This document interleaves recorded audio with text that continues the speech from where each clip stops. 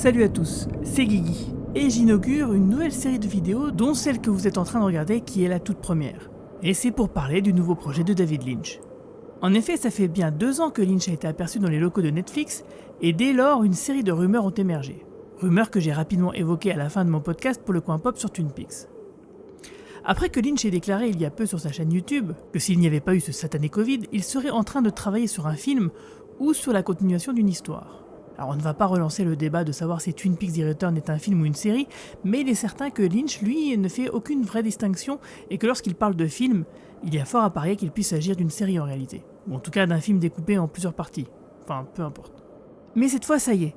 Selon un rapport publié par Production Weekly, le cinéaste préparerait actuellement un nouveau projet mystérieux, portant le nom de code Wisteria, qui pourrait être une série écrite et réalisée par Lynch avec à la production sa collaboratrice de longue date Sabrina S. Sutherland.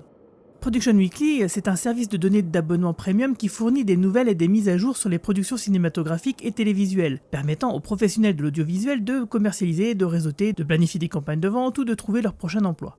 Bref, c'est une source d'information essentielle pour les professionnels du divertissement. Alors même si ça n'a rien d'une annonce officielle, c'est quand même pas de la crotte. Donc Lynch travaille bien sur un vrai projet intitulé pour le moment Wisteria, et ce, pour le compte de Netflix. Alors, on ne sait pas grand-chose sur le projet pour le moment, si ce n'est que cette potentielle série n'aurait apparemment aucun lien avec Twin Peaks. Comme l'a confirmé récemment sur son compte Twitter Mark Frost, le co-créateur de la série, qui a affirmé ne pas être impliqué dans le projet. Alors, est-ce que ce tout nouveau projet est-il en lien avec Twin Peaks ou pas ? Pourrait-il être une sorte de spin-off de la célèbre série sur le personnage de Carrie Page, dans ce que j'appelais le troisième monde dans mes vidéos sur Twin Peaks, comme certains l'imaginent déjà ? Ou est-ce un tout nouveau projet ? Alors passons en revue ce que nous savons d'après les informations piochées par des fans sur internet. La nouvelle société de production que Lynch a créée pour y travailler, nommée A2K Productions, en septembre 2019, il s'en est servi pour enregistrer des droits d'auteur dans la catégorie œuvre dramatique pour 13 épisodes, de quelque chose intitulé Unrecorded Nights, nuit non enregistrée. On peut se demander donc si ce n'est pas là le titre réel de son nouveau projet Netflix, à moins que cela ne soit le titre de travail et que Wisteria soit le réel titre, mais l'inverse pourrait être tout aussi vrai.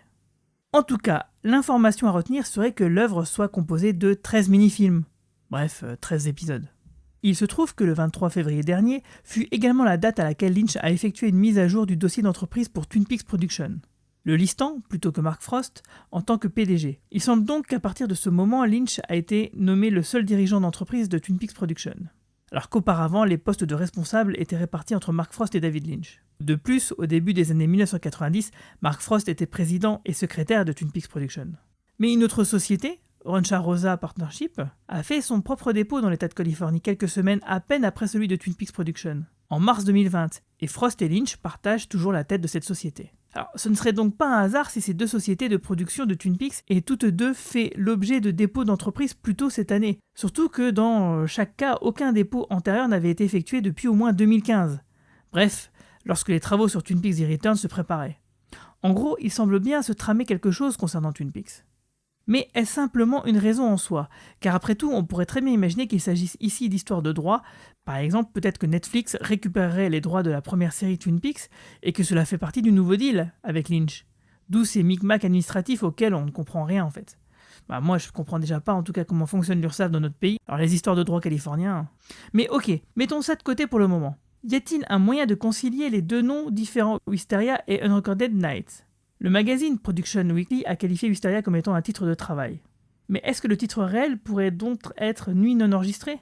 Peut-être, car d'après le fil Twitter de Fat Colossal, dont je tire la plupart de ces informations, Nuit non enregistrée est la traduction du vieil anglais Nitskada ou Nightshade, qui se traduit par morel noire, une espèce de plante dont fait partie par exemple la belladone, qui est une plante herbacée vivace de la famille des solanacées. Elle est parfois appelée herbe empoisonnée, mandragore bacifère, morelle furieuse. C'est un ingrédient connu des sorcières et qui peut produire un état de délire pour qui l'ingérerait. Ce qui serait cohérent car si on traduit aussi Wisteria, nous obtenons glycine. Et oui, Wisteria c'est des glycines. Une fleur rose et parfois bleue, forcément. Est-ce que ça pourrait être lié à Twin Peaks ? Personnellement, je ne pense pas, car je n'imagine pas Lynch continuer sur cette voie-là sans Mark Frost. Et d'ailleurs, je ne suis pas certain que légalement il en aurait le droit, même s'il le souhaitait.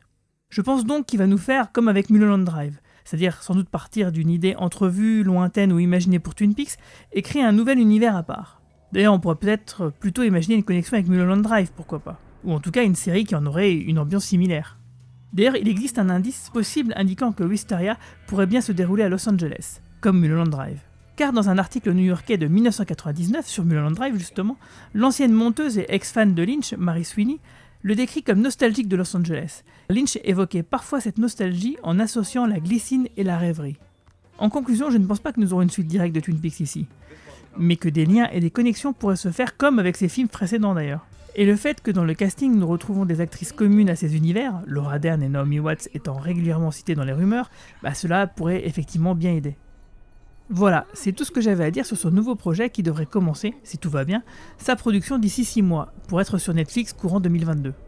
J'aurai bien le temps de réactiver ma chaîne YouTube et d'ici là je vous prépare justement une vidéo de ce à quoi pourrait ressembler selon moi un épisode d'une saison 4 imaginée de Twin Peaks. En attendant, vous pouvez me retrouver dans quelques podcasts sur le coin pop ou dans vos rêves. Salut à tous, c'était Guigui et je vous dis à bientôt.